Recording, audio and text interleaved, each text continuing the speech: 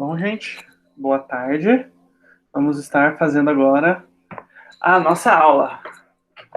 Nossa aula de hoje vai ser sobre a crise de 1929, o famoso crash da Bolsa de Valores de Nova York. Vamos conversar um pouquinho sobre a situação do momento.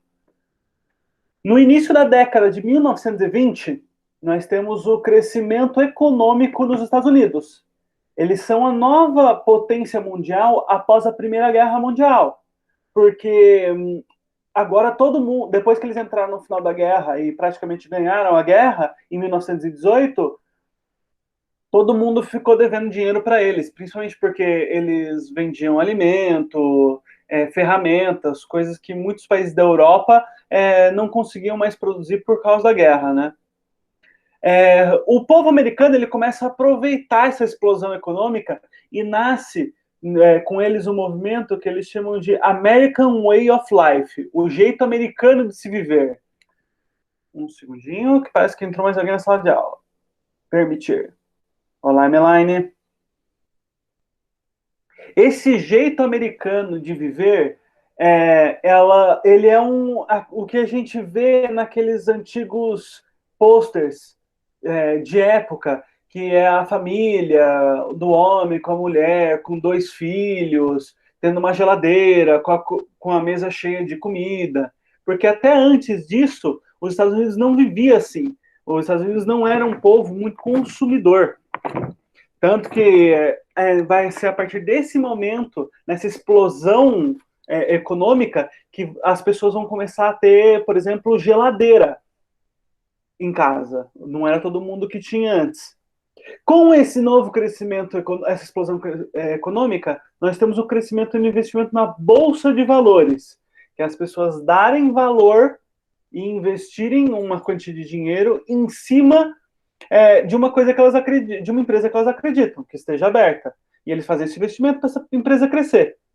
E muitas dessas pessoas não tinham dinheiro para fazer esse investimento. Então eles iam nos bancos que apresentavam ótimas opções de empréstimos e eles faziam um empréstimo, investiam numa empresa e a explosão econômica estava tão grande, estava tão boa nesse momento, que em questão de dias uma pessoa conseguia pagar o investimento dela com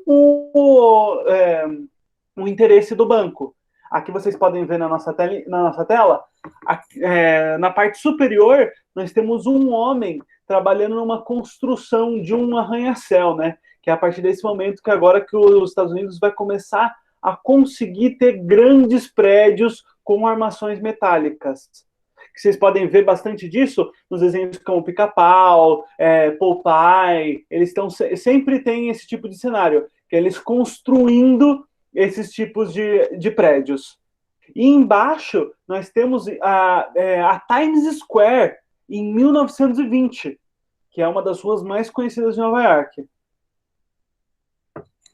Com as pessoas investindo nessa bolsa de valores, nós vamos ter o crack da bolsa, ou seja, a bolsa de Nova York vai quebrar. E como isso acontece? Os Estados Unidos ele está sendo um país muito que produz muito. Ele produz muito e exporta.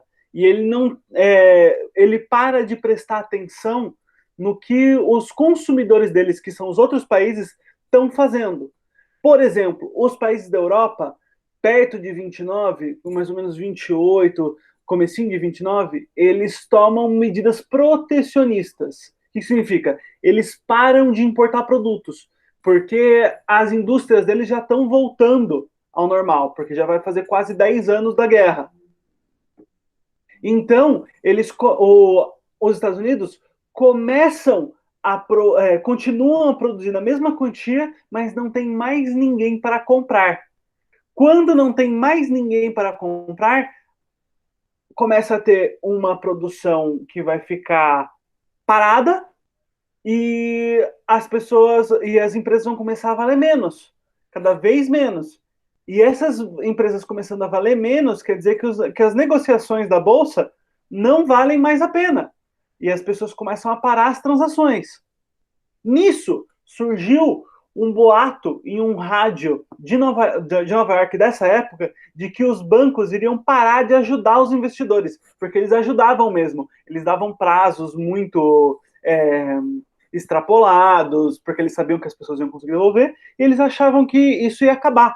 Quando eles veem que as pessoas acreditam que isso ia acabar, todos eles tiram o dinheiro deles desses investimentos. E de repente todo mundo quer vender as ações deles, mas ninguém quer comprar. A partir do momento que isso acontece, o valor que eles tinham dado lá no começo se perde. E quando esse valor se perde, a bolsa quebra e você tem milhões de desempregados. Quando os investidores tiram esse dinheiro dos investimentos, os endividados não tinham mais dinheiro, porque eles estavam esperando o dinheiro desses investimentos e nem os recursos para saldar as dívidas com os bancos. Isso vai gerar a falência de mais de 80 mil empresas nos Estados Unidos apenas. E esse período é conhecido como a Grande Depressão. Você pode ver aqui na nossa tela que nós temos um homem vendendo um carro muito novo. Essa imagem foi limpada digitalmente. Na foto original tem várias pessoas andando na rua ao redor dele, mas eles queriam mostrar aqui como era o carro. Esse é um carro novo na época, era um carro muito que as pessoas queriam muito comprar ele na época. Esse cara tá vendendo ele por $100, o que daria mais ou menos $1.000, $2.000 no dinheiro de hoje, entendeu? Ele tá falando aqui que ele vai vender o carro dele por $100 porque ele precisa de dinheiro, porque ele perdeu tudo na bolsa de investimento. Aqui nós temos também outras situações. Na foto da esquerda, um homem procurando emprego. Ele falando, tenho 3 formações, falo 3 línguas, lutei por 3 anos, tenho 3 filhos, mas eu não tenho nenhum trabalho por 3 meses. E eu só quero um trabalho.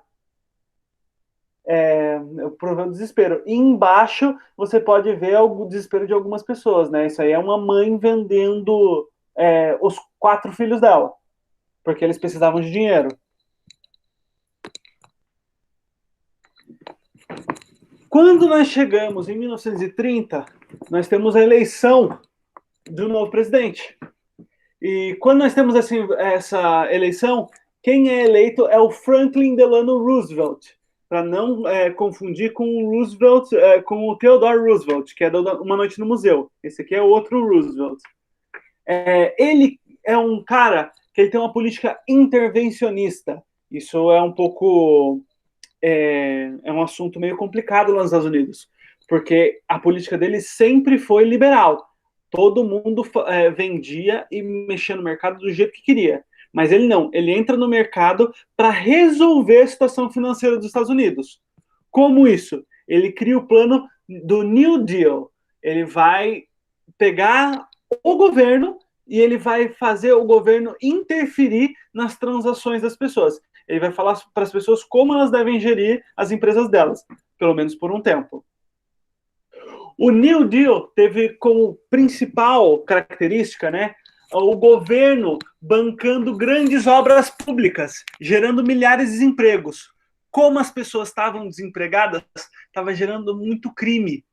As pessoas estavam roubando, estavam matando, estavam fazendo tudo isso. Tanto que é nesse momento que vão nascer as grandes máfias nos Estados Unidos. É nessa época que vai nascer. Vai aparecer filme como Poderoso Chefão, ou vão aparecer criminosos como Al Capone. Eles vão ter a abertura para poder entrar nesse crime organizado nesse momento. Ele também vai pedir a destruição do excesso da produção agrícola. Como assim? Produtores de soja, produtores de milho, produtores de laranja, tudo que eles produzissem a mais, e seria uma coisa que diminuiria o preço desses produtos no mercado, eles deveriam queimar ou eles deveriam simplesmente jogar fora para apodrecer. Isso é uma coisa que os comerciantes de laranja aqui no Brasil ainda fazem muito. Sempre que o preço da laranja vai descer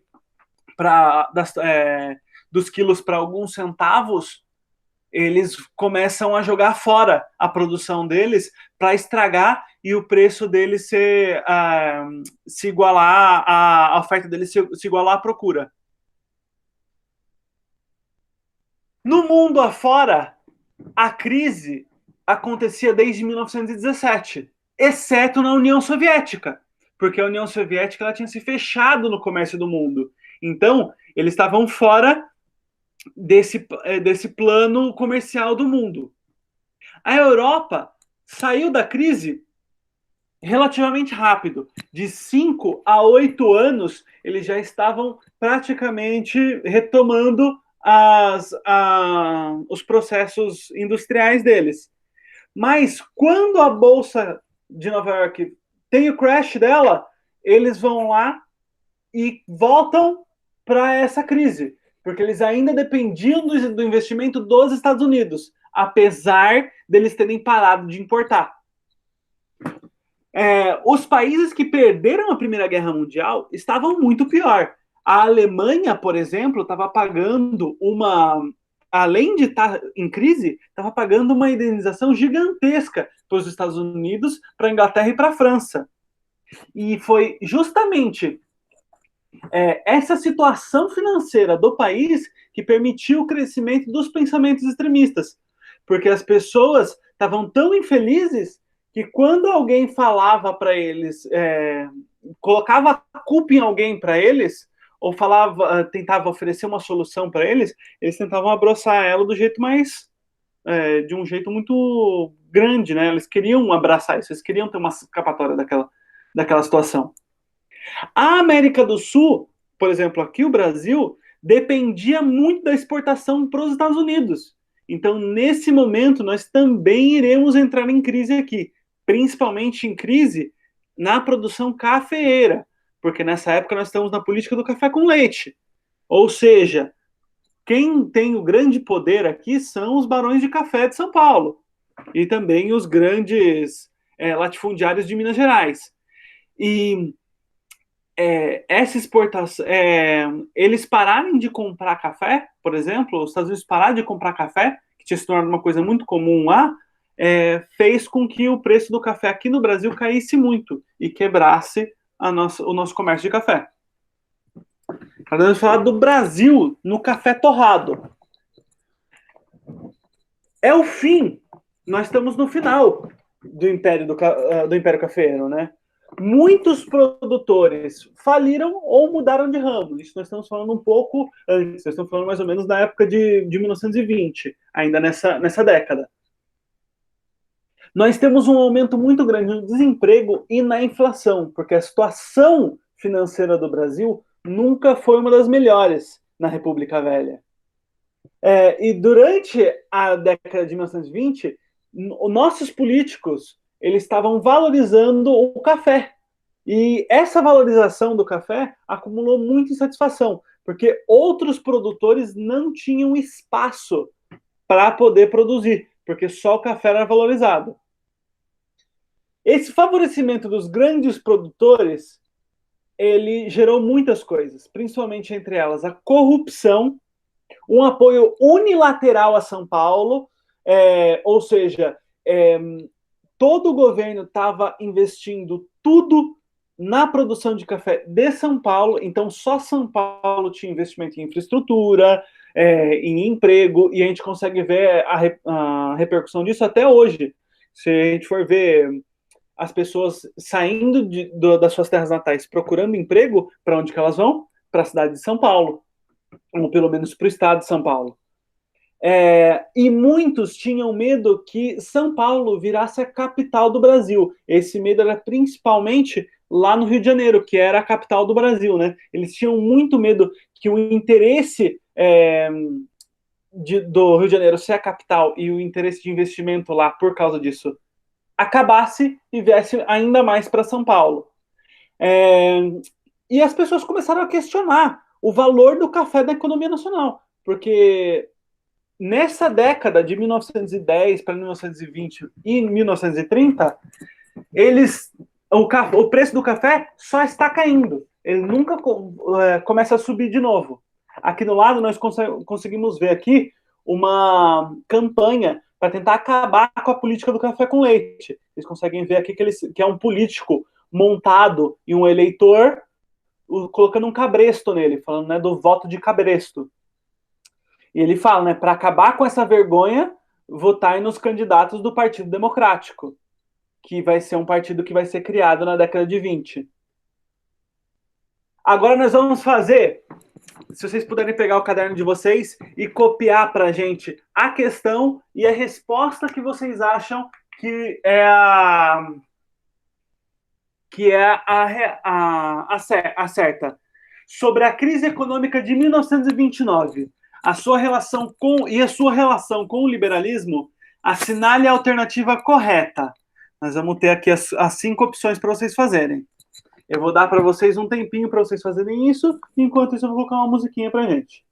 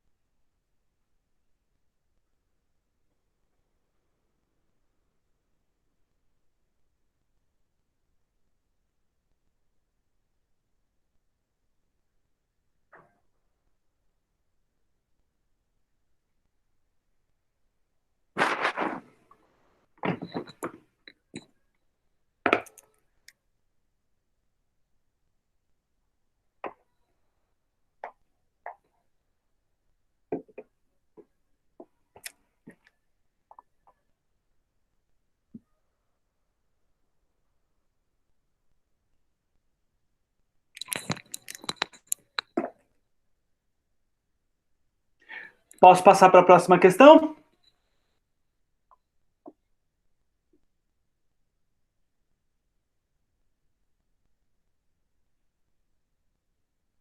Por mim, sim.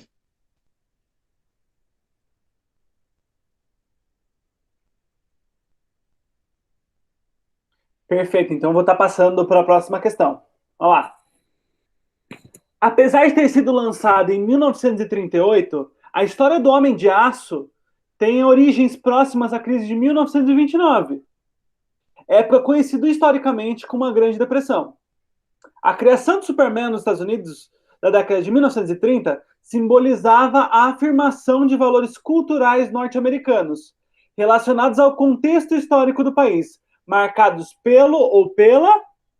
Vocês podem também, por favor, copiar, se vocês quiserem, o segundo parágrafo da questão e, e a resposta que vocês acham que está certa. Vou deixar mais um tempinho para vocês.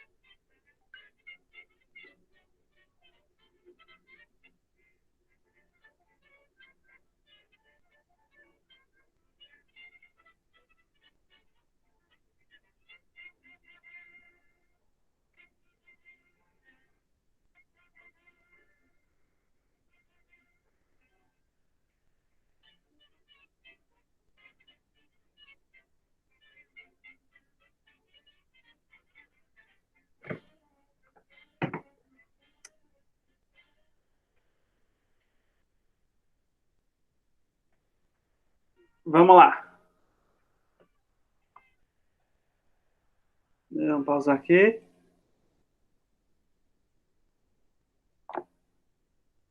Opa, peraí, um segundinho. Isabelle, o que você pode falar para a gente da primeira pergunta? Eu coloquei a letra B. Eles tentaram A manter letra. a produção toda deles, só que o mercado não estava interessado na produção deles, porque a bolsa caiu, não estava rendendo dinheiro. Acho que é isso. Perfeito. Vocês concordam com ela?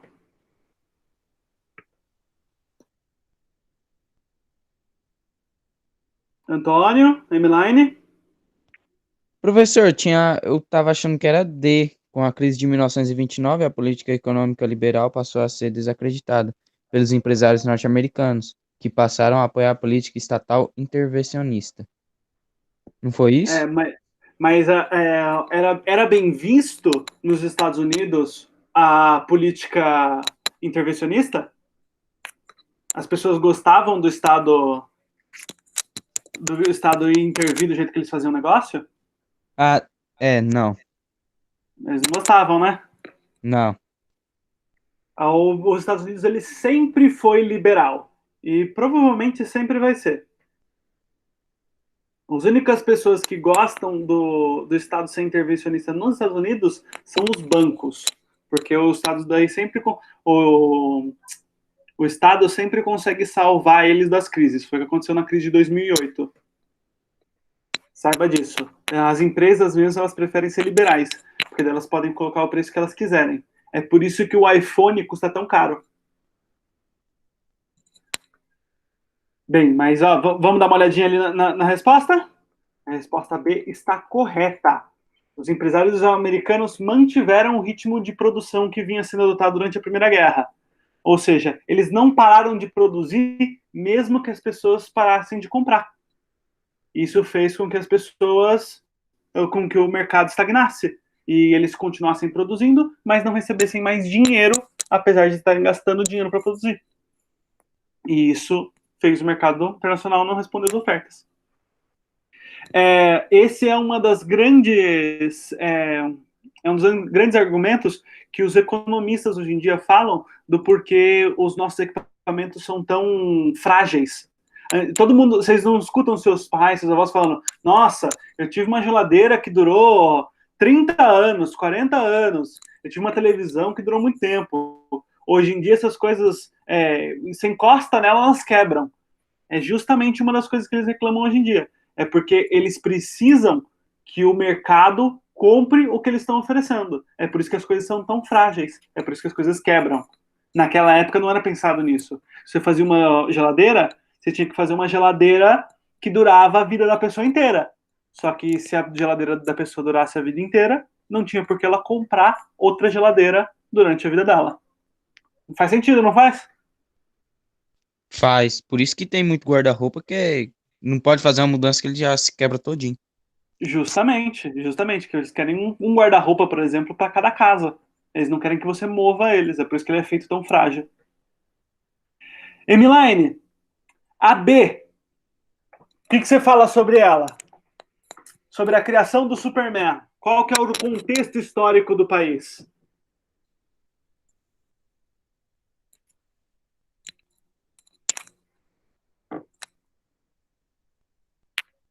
Emiline, tá escutando? Ah, seu áudio tá quebrado? Um segundinho. Você consegue escrever aí pra gente rapidinho para eu poder... Qual foi a que você colocou? Daí eu leio aqui pra gente. Qual foi a opção que você colocou?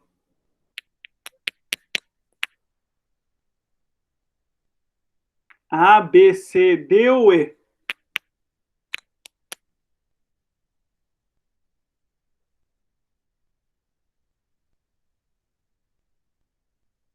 Você colocou a B? Você colocou que a ameaça soviética no cenário geopolítico da Guerra Fria. Quem concorda com ela?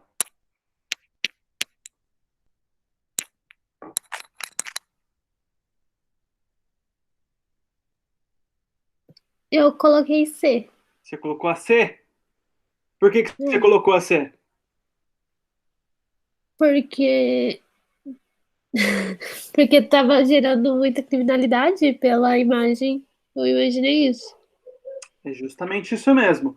Apesar dos Estados Unidos ter um pouco poder, ter um pouco medo da ameaça soviética, ainda não chegou nesse momento. Eles vão ter mesmo o medo da União Soviética depois da Segunda Guerra Mundial, depois de 1945, que é quando a Rússia vai se tornar literalmente uma das maiores potências mundiais do mundo, né? Uma das maiores potências mundiais.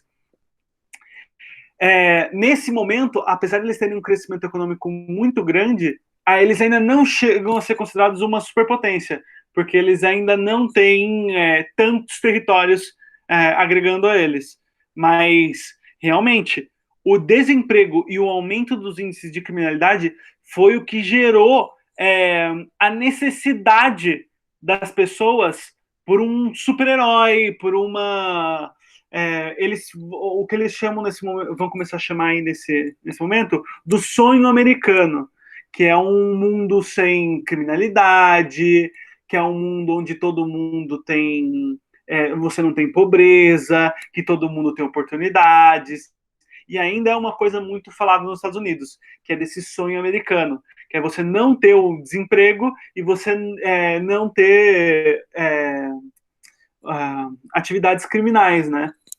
Mas é uma coisa, é um sentimento utópico, né? É muito difícil isso ser alcançado. Se não podemos dizer impossível. Bem, isso é tudo que a gente tem para a aula de hoje, gente. Vocês que fizeram a aula comigo aqui online não precisam responder lá no Classroom, porque vocês já fizeram a atividade aqui. Lá no Classroom nós teremos uma atividade diferente. Tudo bem? Tá bom. Tá bom? Ok, então. Então, tenham uma boa tarde vocês, viu, gente? Boa Ô, Tchau, tarde. tchau. professor, manda o slide lá no grupo. Pode deixar, eu vou mandar que nem na semana passada, tá bom? Tá bom. Tchau. Obrigado. Tchau, Tchau, tchau. obrigado.